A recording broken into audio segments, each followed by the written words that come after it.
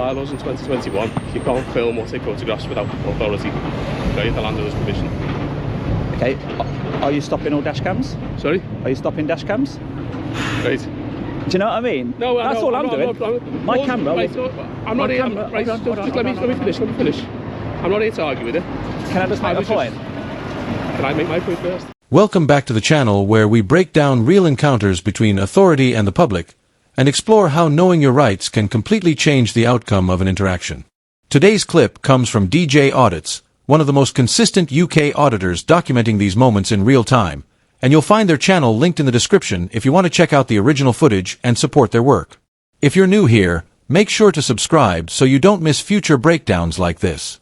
What begins as a simple filming session near a port quickly develops into a tense discussion around bylaws and supposed restrictions, but instead of backing down, the auditor remains composed, asking clear and precise questions while refusing to accept vague claims of authority. As officials lean on general rules and broad statements, he continues pressing for exact legal wording, defined boundaries, and clarity on who actually holds the power in the situation, gradually shifting the entire tone of the encounter. Walking away from you.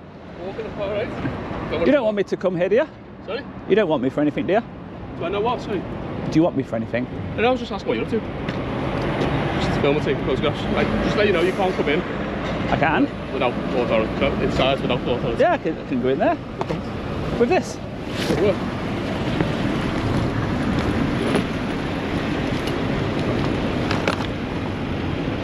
Yeah, but that's not you coming in, is it? That's flying over. Camera going in. That's all I'm here to do. To You get said you footage. can't come in.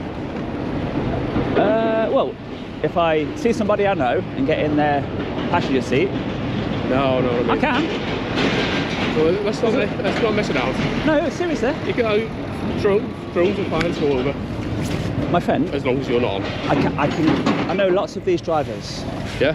One of them, and it's happened before, You can't come on the port without authority, okay? Or without a reason to come on the port. to film. That's not a reason, is it? It is. It's not a legitimate reason. Okay. Under the bylaws in 2021, you can't film or take photographs without authority. Okay, the landowner's permission. Okay, are you stopping all dash cams? Sorry? Are you stopping dash cams? Right. Do you know what I mean? No, that's all I'm doing. My camera. Right, I'm not here. Right, Hold on, let me finish. I'm not here to argue with it. Can I just make a point? Can I make my point first? Come. Okay. So all I was just saying, make sure one, you're alright. Just to see what you're doing. It's part of my job, isn't it? You've got a secure facility here, coming in and out. There's a lot of companies on here. Okay, I'm just making you aware that you can't film or take photographs on the port. See that gentleman there on the bike? He's a food delivery guy, yes. right? It's not secure. He's got business to go on the port. Yeah, but it's not as secure as you're making out. Anybody can go in and out. I haven't finished what I'm saying. Go on. Okay, we have restricted areas within the port. Yes. I won't go in there. I know, but you keep cutting me off. I can't explain. That exchange really reveals what this encounter was about. The officer attempted to treat ordinary filming as a security concern, repeatedly insisting that cameras weren't permitted within the port and relying heavily on authority to steer the direction of the conversation. In response, the auditor didn't get drawn into emotion. He kept asking structured questions, pointing out inconsistencies, and refusing to be boxed into assumptions.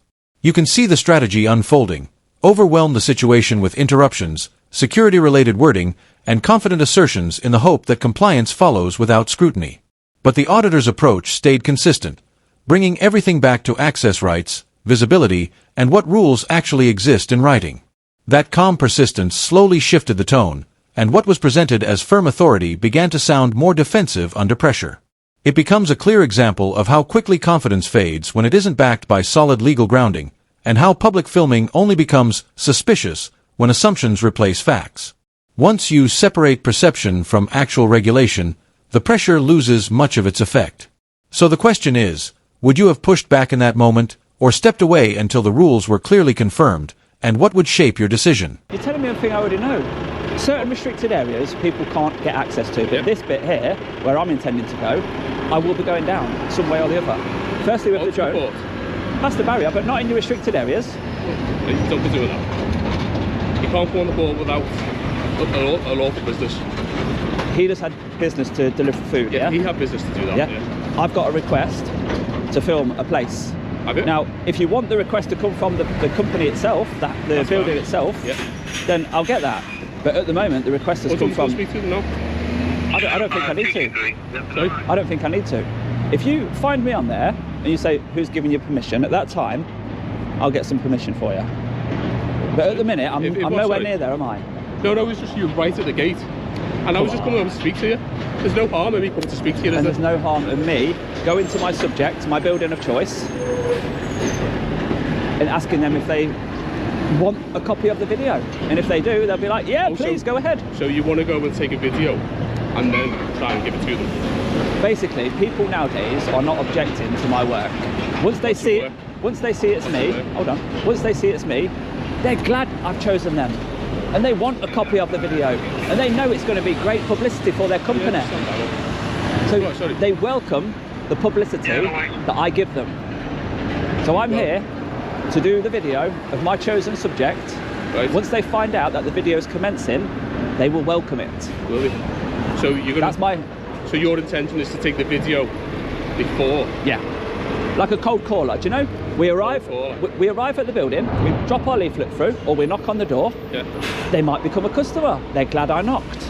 That type of approach. Are you saying no cold callers on port? No cold callers. Is that a bylaw? No, you can't come on the... There you go. You've answered my question for me, haven't you? You've asked me a question and answered it. Sorry? I know what I'm doing. You know what you're doing. Okay. Is it a bylaw? Is it a bylaw? No cold callers. Question for you. There isn't a specific bylaw for no cold callers because you're making specific things, okay? You can't come on the port without an lawful business, okay? If you know your business, if you know what you're supposed to be doing, go away and look at the bylaws, go look at Mersey and Harbour Act as well, and then come back to your research first, okay? You can't just come in. I will. The officer kept leaning on a vague, official business rule, referencing bylaws within the Harbour Act and trying to present filming as something inherently restricted or unlawful. Meanwhile, the auditor stayed calm and consistent, repeatedly separating public access areas from genuinely restricted zones and refusing to accept broad statements without clear legal backing. Instead of getting pulled into every claim, he narrowed the entire exchange down to one core issue: what exact rule is being relied on? That shift is crucial, because once specific wording is demanded, general authority loses its weight and has to be justified properly. As that happens, uncertainty starts to replace confidence, and the dynamic naturally changes. The officer still had volume and presence, but the auditor had clarity and structure, and that's what carried the interaction. When vague warnings are met with precise questioning, the pressure loses effectiveness, because legality has to be shown, not assumed. My friend, I don't want to fall out with you about it. Do you know that gate over there? 223, okay, I'm going to pause the full police. The gate's open. The gate's open. So they all have ISPS cards. International Ship and Port Security. Yeah, that's in the restricted areas. No. This is not. Okay. The reason why you can't get through there? Why? I've not even tried. Is the gate, is it magnet, is it? Card. That one's not. It should be. And if it's not, I'm going to report it. If the gate's closed, by the time I get to it, I'll think of the next plan of action. If I know somebody who's coming in... As I've just advised you, just... So you won't let me talk, have I? You had to go at me earlier for interrupting you, No, didn't but you? every time I talk, you do talk over me. I'll be quiet. As I'm saying, just go, pick it all up on the internet, portable bylaws 2021. Okay, read them ones, and then the Mersey and Harbour Act. Read them ones first. I've already done it. Have you? There's nothing to say. A person cannot approach a company on the port with the intention of doing lawful business. My intention is to do lawful business. It's a video that they have not got to pay for, but if they want involvement in it, they will be glad I came. Right, okay. That's my intention. But also under the bylaws, section 32, you can't video on the port without permission, without authority from the landowner. I will be on their land, on their plot. No. I will. Do you know, say that unit over there? The landowner. They all pay rent to the landowner. Yeah. So the landowner don't decide who that business does business with. No. They're doing business with me. When they get someone who's videoing or using a drone around, they ask permission to do so. Well, my approach is slightly different, same as a cold caller. Okay. Well, I've advised you. Do you know a charity? Do you know a charity? You know the air ambulance? If they want to rally up some support of these businesses around here, and they want to approach, they want to walk through that gate, they want to say, right then, do you currently support the air ambulance? If not, why not? Oh, I'm so glad you came. I'd love to contribute. Okay. But they would also notify us beforehand, or notify the court beforehand. They probably would. Probably, but they don't have to. Okay. I've advised you, okay. Yeah, but why can't you, like, if somebody's got the right to do something... Right, I've advised you what you need to do. I've got the right to do it, mate. If you contact the port and ask them to film on the port. Unfortunately, I don't need to do that. They'll give you permission, or they'll say yes or no. Even if they say no, it don't matter. PO ports don't decide what businesses do. Individual businesses. What's your name? Sorry, my name's Mark. Who pay rent. Mark. Yeah. 223. I know. I'm not going to not shake your hand. I'm not like that. I just want to know who I'm talking to. I'm not asking for all your names or your date of birth or anything like that. I know. Right. Face recognition will do it. I've got facial recognition. That camera is. That's. The officer escalated the situation by relying on gate access rules, general bylaw references, and repeated warnings about needing permission. In response, the auditor stayed steady and methodical, consistently separating genuinely restricted land from areas that are open to the public, while repeatedly asking for the exact legal wording behind each claim. That contrast gradually exposed who actually understood the limits of authority in that space. What stands out most is how deliberately the auditor forced precision into every statement. He ignored the volume, ignored the pressure, and kept bringing it back to the actual bylaw, the actual boundary, and the actual source of authority. Once those specifics became unavoidable, the dynamic shifted, because vague warnings can't hold up when they have to be clearly defined. Control begins to weaken when assumptions are replaced with questions that demand evidence.